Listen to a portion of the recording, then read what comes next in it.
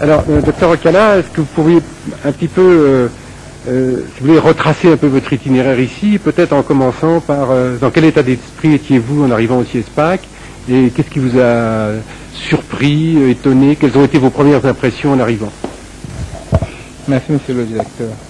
Ça fait maintenant 11 mois que je suis arrivé dans la ville de Brazzaville pour faire des études en santé publique au CIESPAC.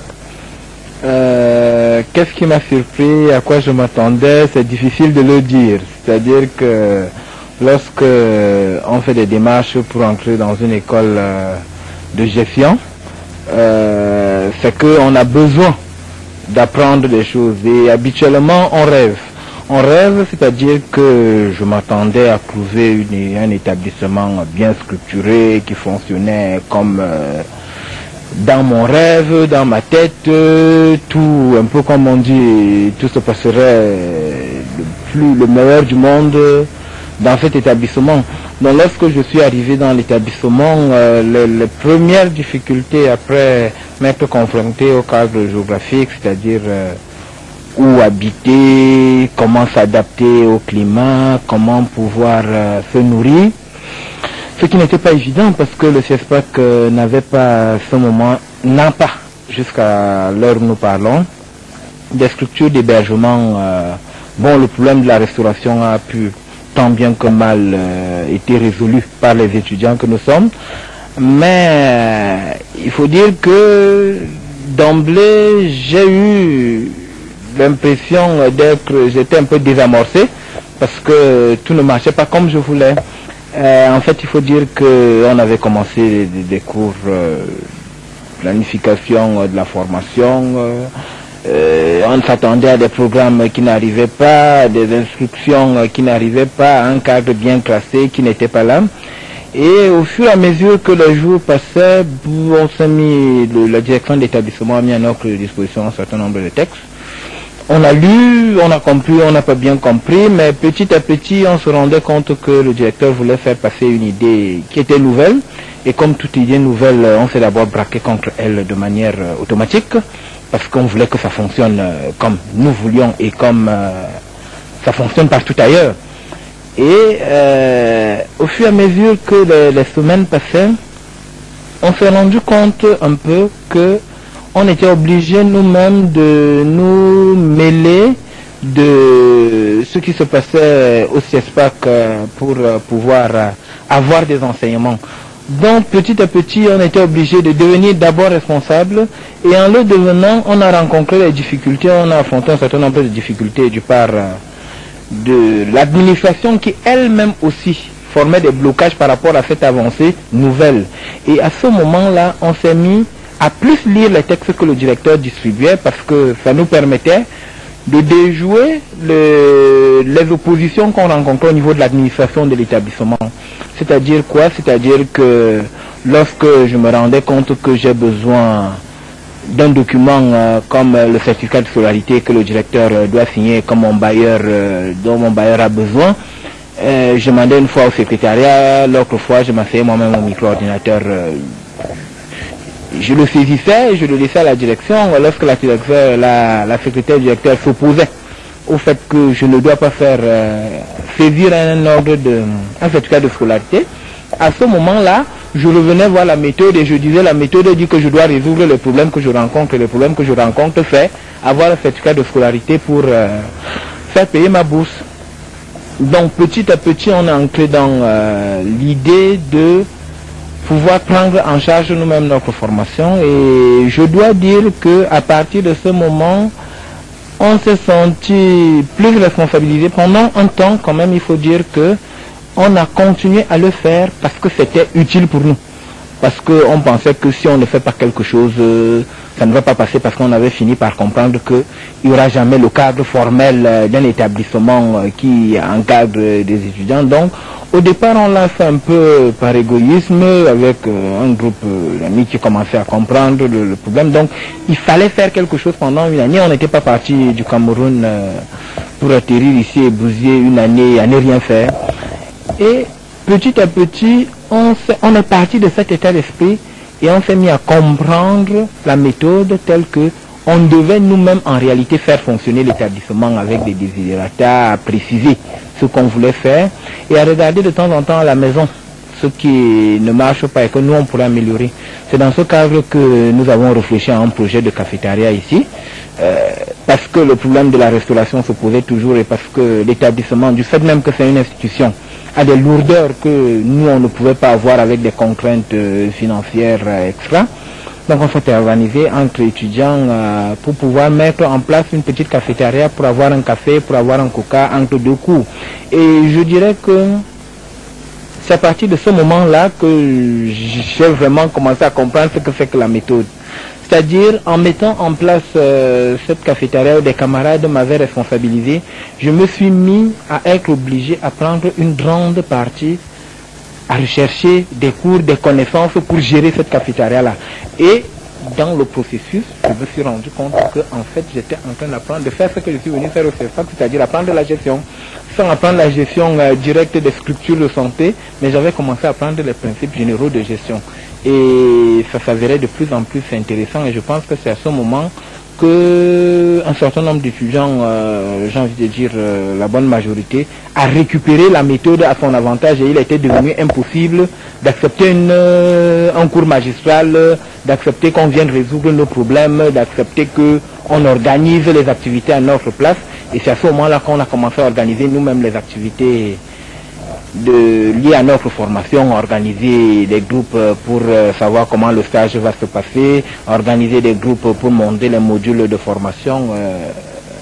En gros, c'est le cheminement qui est un peu suivi, qu'on a suivi. Et à un moment, donc, on était devenu, j'ai envie de dire, on avait tellement récupéré la méthode que on avait l'impression que c'est l'administration et c'est l'institution qui avait du mal à suivre à ce moment-là parce qu'on rencontrait quand même un certain nombre de blocages au niveau du personnel, au niveau de l'administratif, des encadreurs, parfois même au niveau du directeur lui-même qui mettait la méthode en place où on était obligé cette fois-là de remettre les textes en avant pour pouvoir expliquer.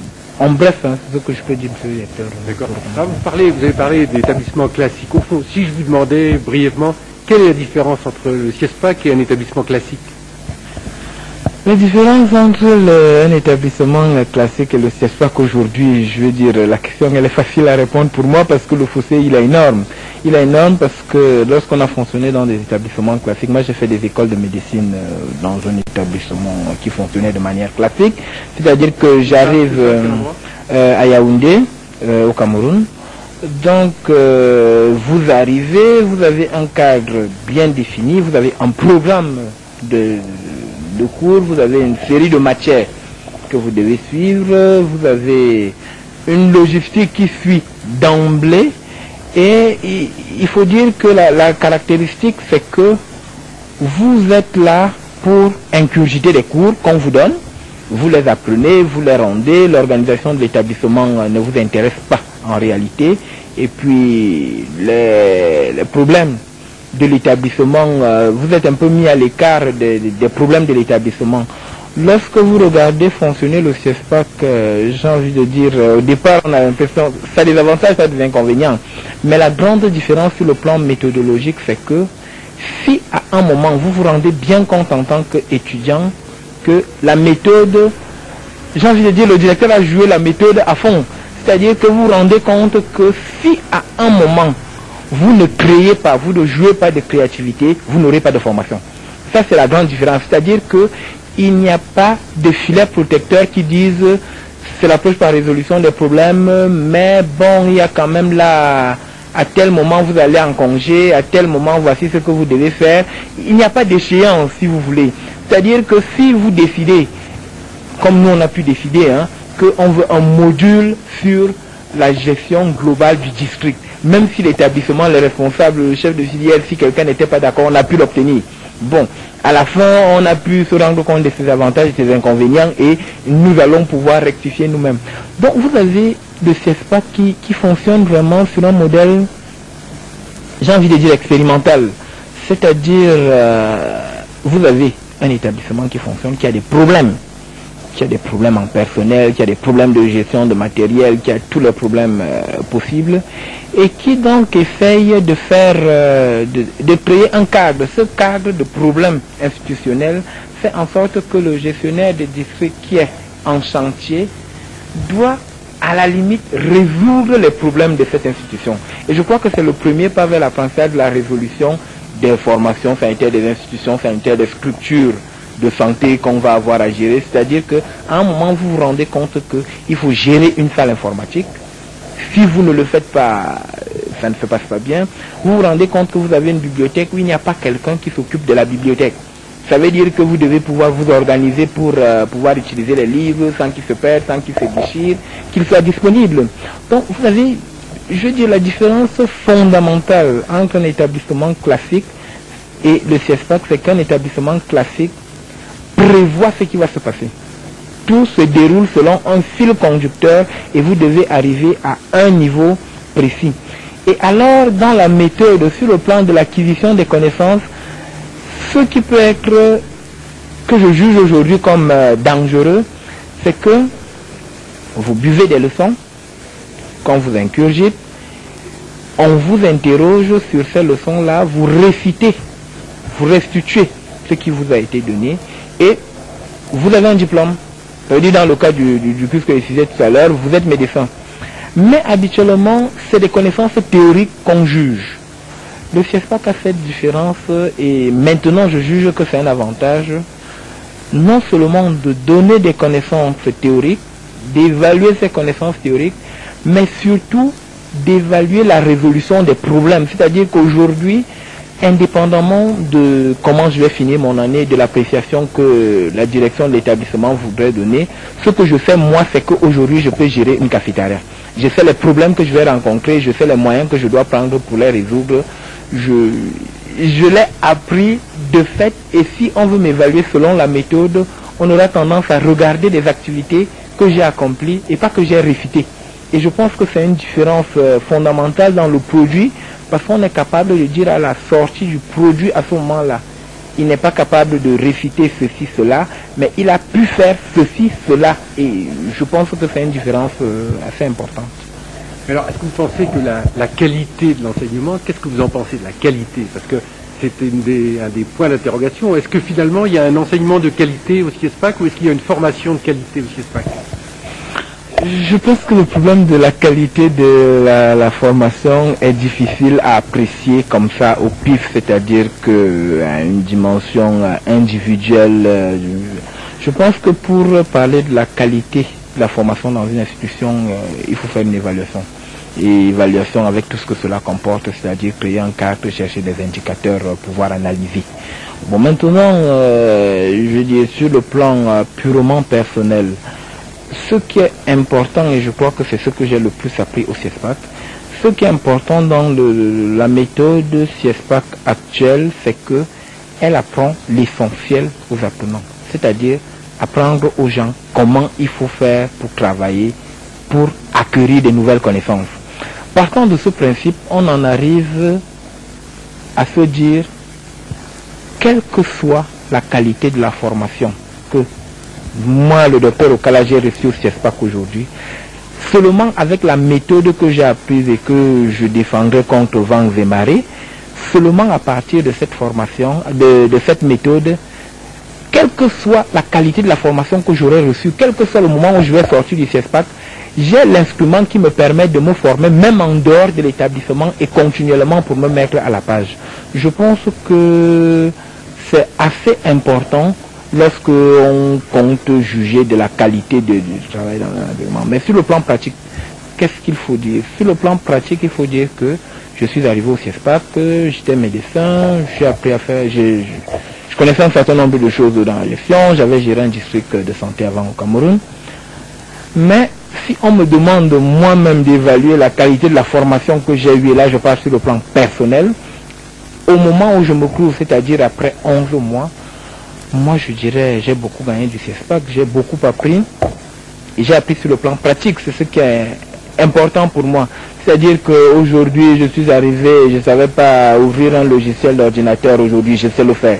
De manière pratique, toutes les correspondances que j'adresse à l'administration du CESPAC, je les saisis. Donc, qualité de la formation, je vais dire, j'ai appris à saisir les documents. J'ai appris à résoudre un certain nombre de problèmes parce qu'on a eu une pépinière de problèmes au CESPAC et je pense que aujourd'hui, si on peut terminer comme on est en train de terminer avec un groupe harmonieux de 19 étudiants qui se sourient, qui se parlent, c'est que les problèmes ont été résolus. La plupart des gros problèmes ont été résolus et je pense que ça, il faut mettre ça, il faut pouvoir le mettre en termes d'évaluation. C'est-à-dire, pour moi, il n'est pas important aujourd'hui d'évaluer ce que j'ai appris en épidémiologie, ce que j'ai appris en statistique, mais ce que j'ai appris finalement pour résoudre des problèmes que j'ai eu pendant le stage, pour aider les gens à résoudre les problèmes qu'ils ont eu sur le terrain, pour aider le CESPAC à résoudre, parce que les étudiants, il faut le dire, ont aidé le CESPAC à résoudre un certain nombre de problèmes. Et là, je pense que pour moi, la qualité de la formation, elle était bonne. Je peux regretter, je pense qu'elle va s'améliorer, parce que toute méthode qui se met en place rencontre forcément des réticences. Et ces réticences disparaissent au fur et à mesure que la méthode fait ses preuves. Aujourd'hui, nous avons appris la méthode. Il y a certains d'entre nous qui vont rester dans l'établissement. Ça va faire que la promotion qui suit va démarrer un peu plus vite dans la méthode parce que on sera peut-être plus apte à expliquer au nouveau arrivant que la direction ne l'a fait au départ. Donc, ils prendront plus de temps à comprendre la méthode et se mettra plus facilement en place. Et je pense réellement que la qualité de la formation ira s'améliorant. Mais pour cette promotion, je pense que l'étudiant qui a mis du sien dans la méthode et qui a compris la méthode a été bien formé pour gérer un district de santé dans la sous-région. Si vous aviez une remarque à faire aux nouveaux qui vont venir, qu'est-ce que vous leur diriez, ou un conseil, ou quoi que ce soit, à vos jeunes compatriotes qui vont venir, qu'est-ce que vous auriez envie de leur dire? Ce que j'aurais envie de leur dire est simple. Il faut arriver au CESPAC avec un esprit très ouvert et un esprit d'initiative, de créativité assez important. Pour s'adapter au CESPAC, il faut prendre le temps de lire les documents qui sont mis à disposition, d'essayer de comprendre la méthode et dès qu'on l'a compris, de faire jouer à fond son sens de créativité. J'ai envie de dire le CESPAC, c'est une pâte à modeler avec laquelle un étudiant, un tant soit peu intelligent, peut faire tout ce qu'il veut faire pour atteindre tous les objectifs de sa vie. Merci. Voilà, ça va. Bien